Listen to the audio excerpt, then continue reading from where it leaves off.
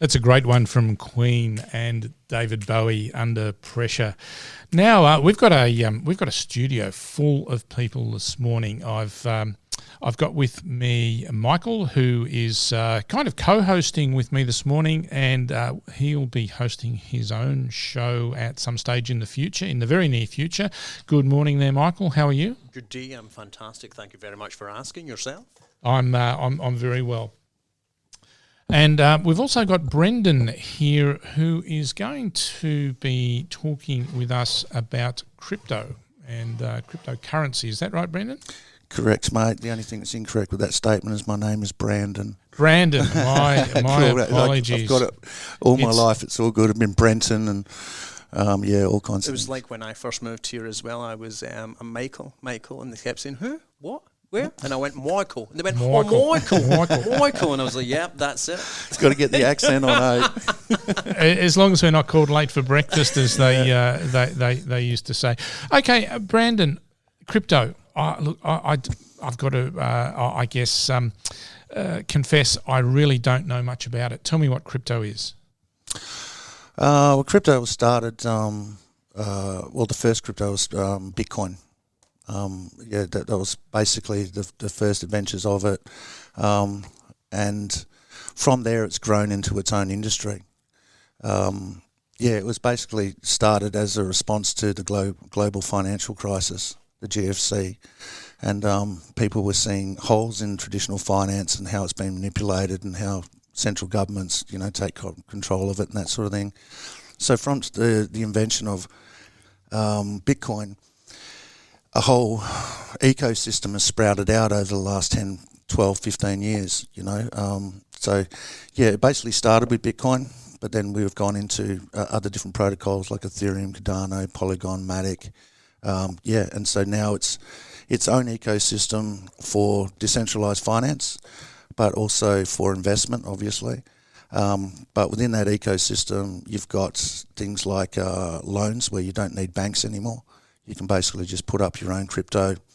They put it into a smart contract. You can lend 50% of it. It puts it in a stable coin. You can cash that out into fiat. And it's completely centralized. To gaming, to micro payments, NFTs, obviously, the real estate, mining.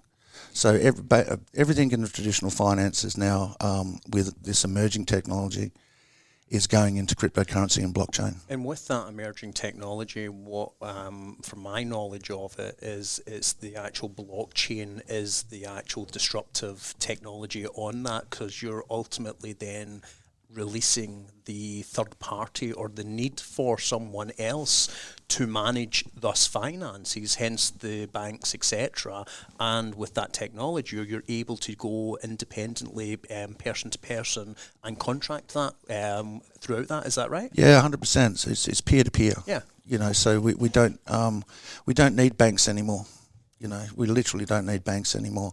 But right down to cross-border payments, for example, like you use the SWIFT network and just say you wanted to transfer $1,000, $100, $10,000, whatever, to another country, a person in another country, that might take 5 to 7 days. Mm-hmm. Sometimes they hold up the payments and then there's problems with it. The fees that they charge are ridiculous.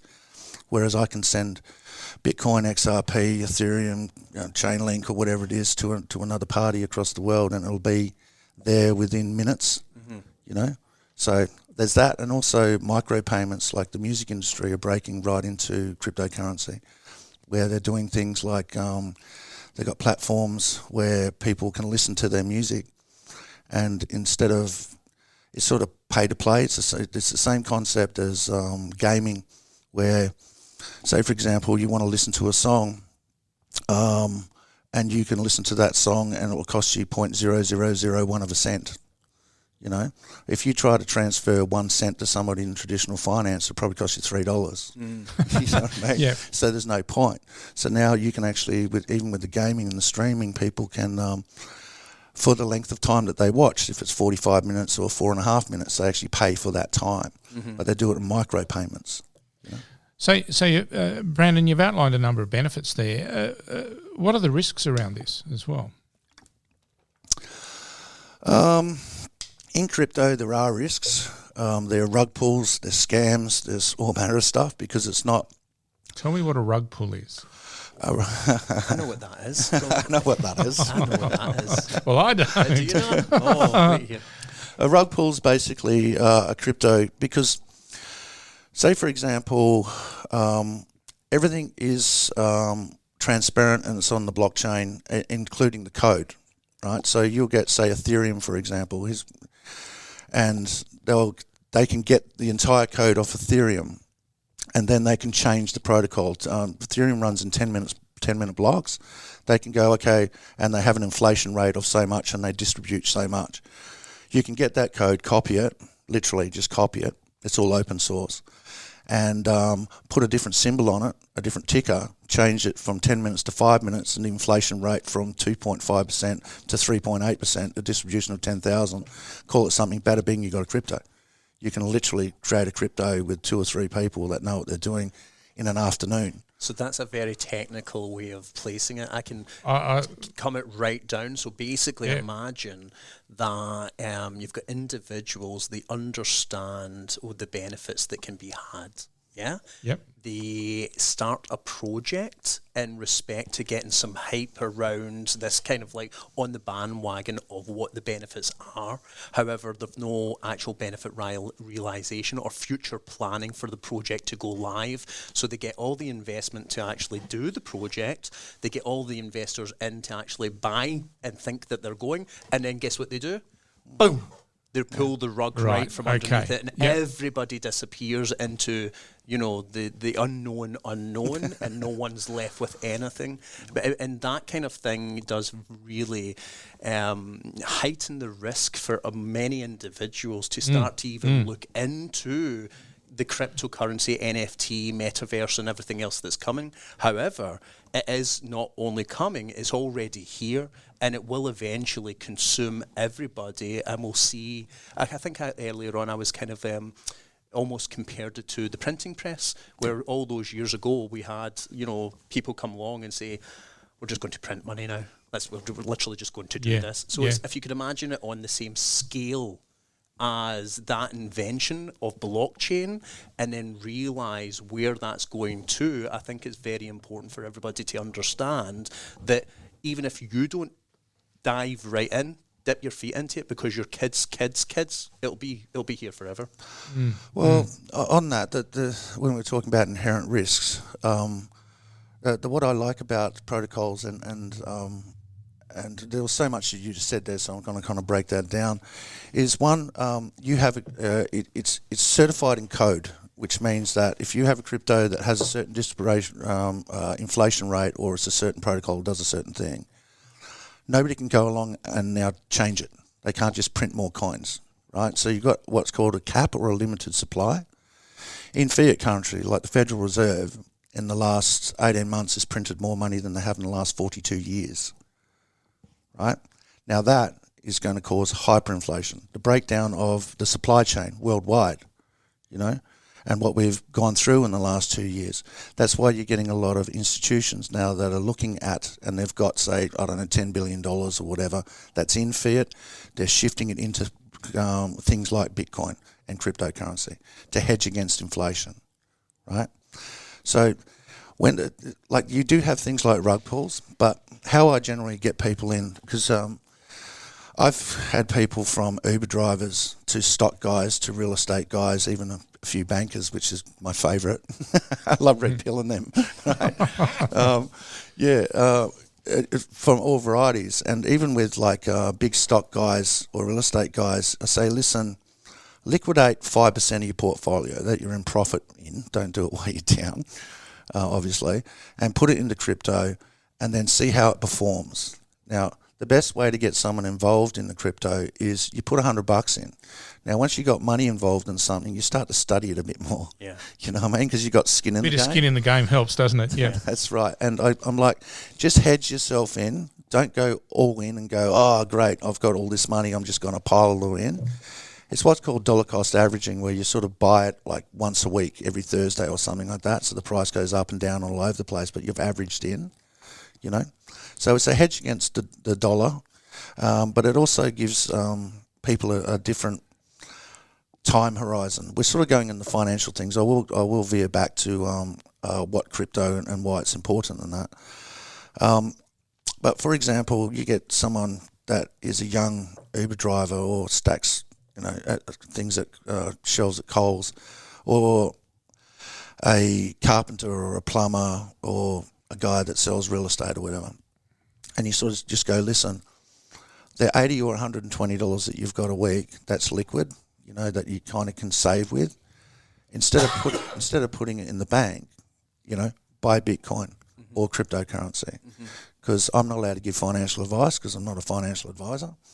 But what I can do with financial advice, and this is 100% financial advice, if you keep your money in fiat in a bank account, you are losing money every single day. That I can guarantee. Well, what it can also guarantee, by judging from the past, if you put it into cryptocurrency, it's going to gain value. So that's how I look at it. So let me understand here, Brandon. You're talking about crypto as an investment that potentially appreciates versus a transactional currency that you can pay your bills with and all of that. Is that right? It does both.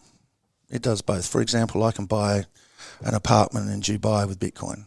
I can buy a Lamborghini in Bitcoin. I can buy a BMW. I can buy land here in Australia. I can buy houses here in Australia. So it's kind of both. But to just say, for example, I put $100,000 into Bitcoin, and then in 3-5 years' time it turns into $450,000. I can now buy a $450,000 house, and it's only cost me $100,000. But you do have things like XRP where I get paid in crypto. All my transactions, all the students that I teach, they all pay me in crypto. So it's both, But I look at it like real estate. Is there? Well, like I said, I really don't know anything about crypto, but one of the perceptions that I have is that there's a level of anonymity and lack of traceability with transactions. Is that perception fair and reasonable? No, that's 100% fake. Yeah, total opposite. Actually, it's like it's so transparent that this is the whole point of the blockchain, that it's actually available. And correct me if I'm wrong, but as far as I'm concerned, with what I have found out about it, due to the fact that the blockchain technology is almost like an open ledger, so but without it being behind closed doors, everybody is actually authenticating that transaction through their cloud computing, which is a cloud computing is just essentially a whole load of computers that are all joined together. It's not like it's up in the airy fairy land. So it's that ledger that is constantly being trained and constantly being tracked. And then, as you've said there, there's only how many bitcoins is there? There's 12. Is it 12 million or 14 million? But there's only 2.5 million or 4 million still to be. Still to be mined. Still to be mined. Distributed. Correct. Yeah. Can I tell you the context of that question?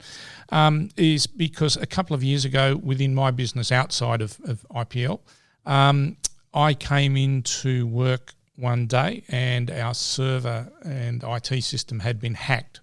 And there was a message on the screen that says, we've basically encrypted everything on your server and we're holding you to ransom, was basically it. And the message then said, how you respond will depend how much we charge you for that ransom, and the ransom shall be in Bitcoin.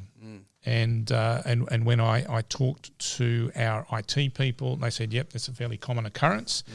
And I talked to the authorities, and they said, yes, they ask for it in Bitcoin because it's, it could be anybody from, Johnny in his bedroom to the Russian mafia, and dealing with that, and with Bitcoin or cryptocurrency, because they can bounce it all over the world. You don't know where it's going. So how can that be? But you tell me it's all linked and traceable. Because I think that comes back to it comes back to the original kind of concept that our money today is actually centralised over to the right-hand side here. Even if they ask for cash, Yeah. Yep. It's very hard to actually trace cash as well. Like, it bounces all over the place, and Absolutely, unfortunately, they just don't have a control over it. So, like, nothing's changed in that instance. But it's much harder for people that are in control, like your federal police and government, etc., because they're totally left. If you could imagine, it's actually completely the opposite of what they're actually trying to do. It's a centralised versus a decentralised system. So I would come back with the same comparison. Even if it was cash and it was electrically transferred, you would still get the same kind of like situation, where I think that we're coming into the internet, etc. This just highlights how important it is for cybersecurity now, and your intellectual property that you have within your actual organisation. Because most people, even though that's flung ourselves, we've been propelled into the reality of technology now, many people are still on the back foot, even protecting themselves with cyber security, and most IT firms don't actually do that. But I believe that the actual foundations of what this technology gives you and the insights that it gives you, if it was, when it is kind of like more indoctrinated or, within society, I think it'll be it's easy. Yeah, I think this is where it gets a bit grey, 50 Shades of Grey, because the technology's ahead of its time. Like, if you could again go back to the printing press, we're basically in the first 5 years of the printing press. It is a formative technology, isn't it? Yes. Oh, it's completely disruptive, completely. Yeah, it's going to, it already has disrupted the whole financial institutions, including, there was a lot in what you just said. Well, if you wanted to ban a currency that's used for fraud, terrorism, money laundering, the number one instrument for all that is the US dollar. Right? You can't trace the US dollar. All ransomware and stuff like that that's happened, even on the oil pipeline that just recently happened, they traced it back to the people.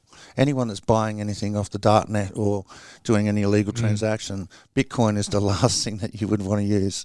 Now, there are things out there like privacy coins and that sort of stuff, and mixers and ZK roll-ups and all that sort of thing. But it's not used for illegal purposes.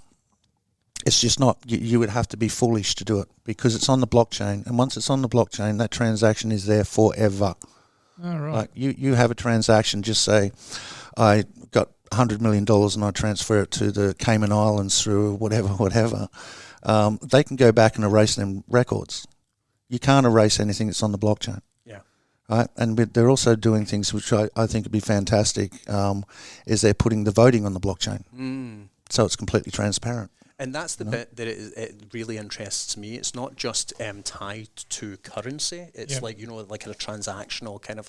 It's basically almost like a tracking device. That you're able to see who's involved, what's actually happening, and there's no again, back to that 50 Shades of Grey. You're not, somebody else is coming in and tampering with something. Yep. So on the voting side of things, well, Coca-Cola are using the blockchain. iExec is another company that uses it. For example, it brings down costs because, there's two things on that. Just say I was selling, I don't know, I've used this example before, but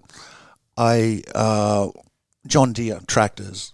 Now, John Deere tractors, they might need to get their tyres from Germany, they might need to get parts from Switzerland, they might get other parts that are shipped over from England, et cetera, right? So then all these different currencies need to be engaged to pay for them and then taken to wherever the headquarters is, I don't know where it is. They then assemble it, they then put it on a truck, they then drive it to a port, they then get a crane that puts it on a sea container, that sea container then goes to wherever it goes to, that then gets pulled off a truck and then taken to John Deere, Now, all the way through that's transactioned all the way through the entire world. What companies have to do is they might have to have $100 million in yen, and $100 million in the British pound, and $100 million in US and the euro and Australian dollars. Well, now they don't need any of that. They can just use one currency, right? They can use a cryptocurrency. One, it's instant payment.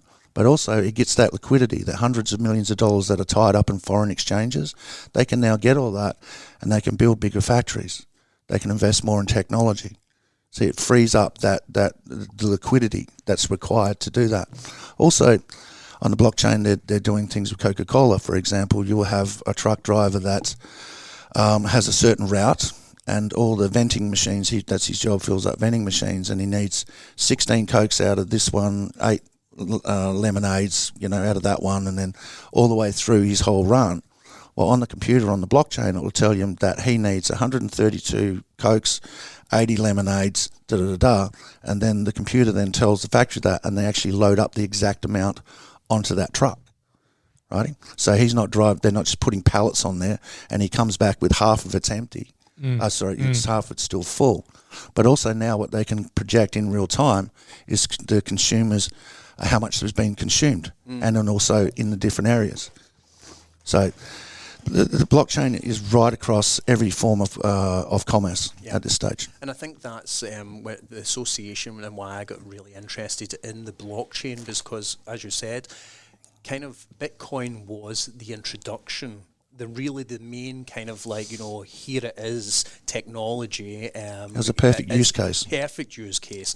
And, we still don't know who that was. There's conspiracy kind of all the way throughout who actually disrupted it, because, the last person that went to disrupt something like that is was like Gaddafi, when he came out with the gold kind of stream, and everything. Look where he ended up.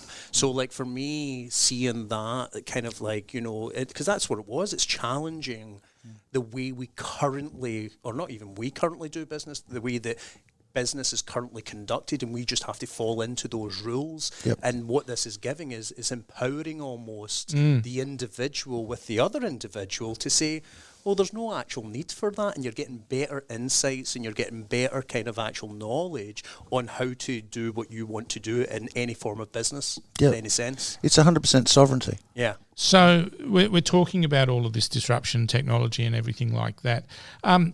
Brandon, how are the banks and the traditional finance markets scared or concerned? How are they responding?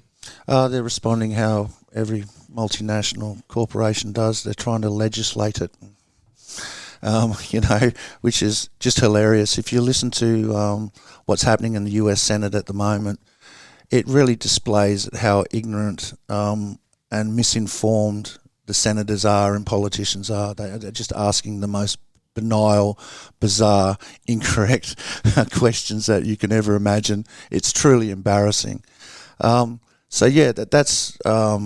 sorry, I got sidetracked. What was the question? Sorry. How are the banks responding to all of this? Oh, yeah, they're jumping on board. They're 100% doing that. CBDC or CDB? Well, I can't remember. Central Bank Digital Currency. CBDC? Yeah, that's the one. Yeah. The central bank are bringing out their own crypto. Yeah. But it's centralised. Yeah, 100%. And that's the difference, is that for people that are not actually 100% aware of that sovereignty and that exclusion of that. Well, talk about 100% sovereignty. Not to, harp on our different brothers and sisters, but look at what's happening in China at the moment. Okay, they can literally ban you from buying groceries. They can ban you from getting on trains. They can ban you for everything because their central currency is digitalised. It's already done. Yeah.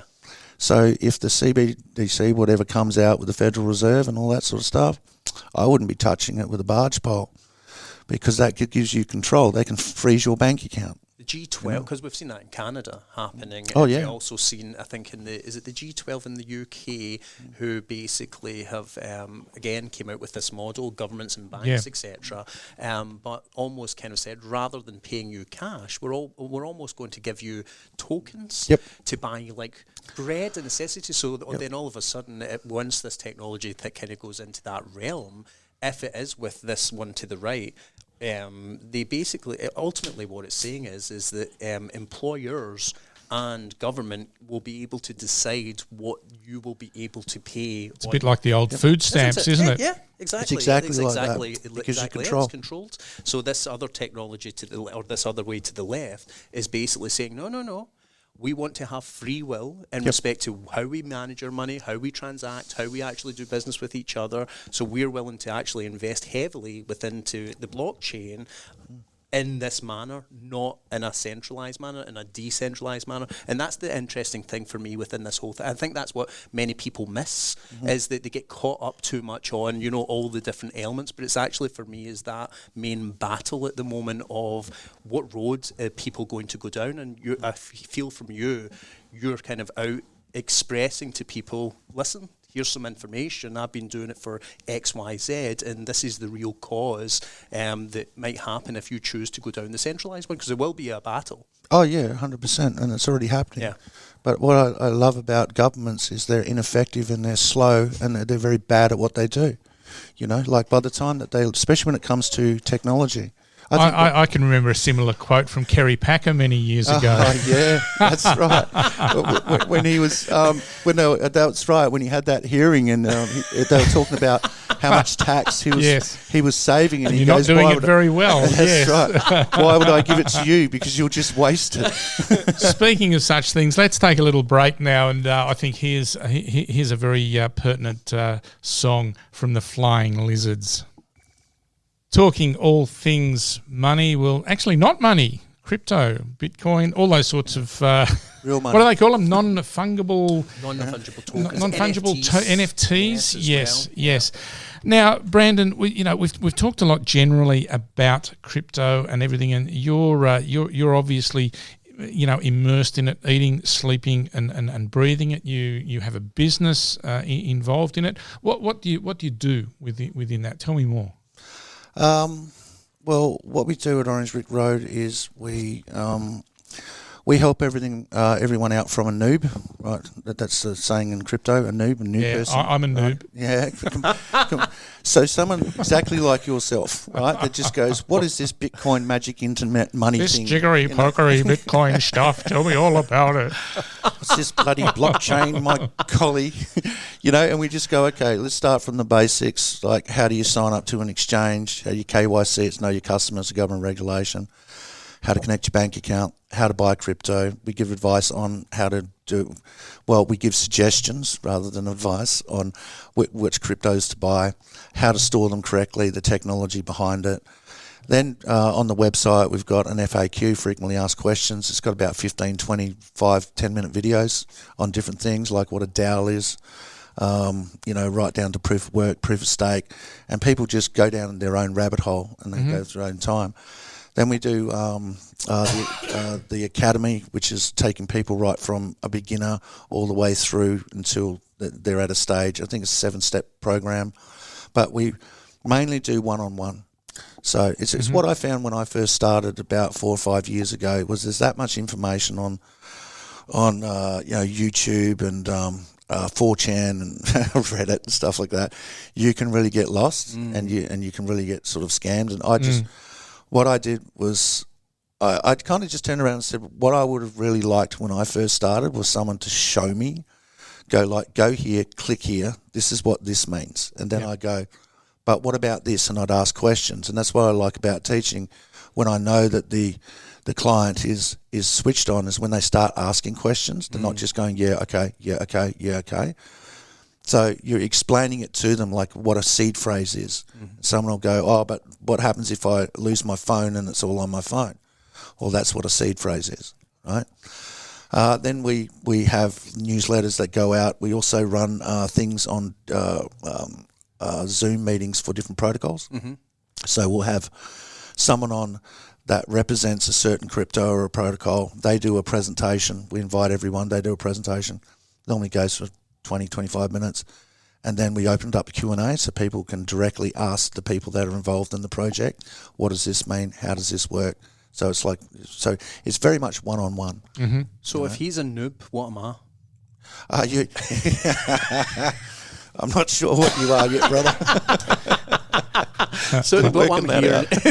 I'm a newbie. As long as you're not a doobie, I reckon you might be all right. Because it's almost like smoke. It sounds like almost like a pathway and a triage you're able to give people, that is really interested, but as you said, doesn't really know where to start. Well, there's so many directions you can go into. Yeah. Like you can just start off as a basic investor. I buy these things, I put it into a wallet, I have it secure. My timeline is 3, 5, 8 years or whatever it is, and this is how I'm going to invest. To people that do like staking, which is liquidity providing, so you're earning interest on your crypto. And that there's so many different areas like the gaming, the NFTs, the actual trading. So people kind of find their own direction. Mm-hmm. So when they do, we've got guys that specialize in different areas. Like we've got someone who specializes in Hex and Pulse Chain, that protocol that's coming out. Someone who that knows all about NFTs. Like I do this full time and I have done for years, right? I can't keep up with the market. It's just impossible. It's going at such a speed. But I've got people that specialize in all different areas. So when I want to know something, I'll just ring up Julia. So this is I'll just bring up a one-stop Harlem. shop then is essentially what you're offering. And so how can people get in contact with you and your organisation if they wanted to explore or sign up to come into this new way of, existing? Sure, orangebrickroad.com. Just get on there. All the teachers are there, all the profiles are there, what we do is all there. The academy sign-up's there, the newsletter's there, everything's on it. I don't know if I should give out my phone number, but, probably. Do you want people to phone you? Sure, okay. Then get, No worries. Just go right ahead. They go right ahead. Pencils at the ready, folks. Right, 0421 082 538. Yeah, just give us a bell or jump on the website. Basically, the website you get on, you've got different teachers that they've got like a little bio about themselves. Guys like Harlan, for example, he's pretty much my IT right-hand man, pretty much does everything. He was mining Bitcoin back in university, his university days. He's been in crypto just forever. We've got guys, like I said, specialise in Pulse. We've got OceanFi, Railgun, Tech Stack, Sophie from CryptoSense, and they all specialise. So you just find a teacher that you like. It's a half an hour free consultation. So ring up all the teachers if you want and find one you connect with. You know what I mean? That's, because we've got even Debbie from Commonwealth Bank, she's quite young, so she sort of attracts the younger generation. So yeah, you just go through half an hour free consultation. Then if you like the teacher and you guys work together, then we send you a pack. You sort of just start the process from there, Cool. So, look, Brandon, thanks very much for coming in today for the chat, and Michael for co-hosting with me, and you're welcome to hang around and keep on rolling. Orange Brick Road, I guess I've just jotted here in my notes. If you want a crypto sensei and teacher, Sensei. and be the wise one, oh grasshopper. I've learned a new language today, or been introduced to a new language. I haven't learnt it, but it's certainly very interesting, and I guess the opportunity to have a lot of questions answered and everything like that would be a great start from Orange Brick Road. So thanks for joining us today, and Absolute pleasure, mate. Hope to catch you again in the future. Let's move on with some more music now, and a classic from the Eagles and Hotel California.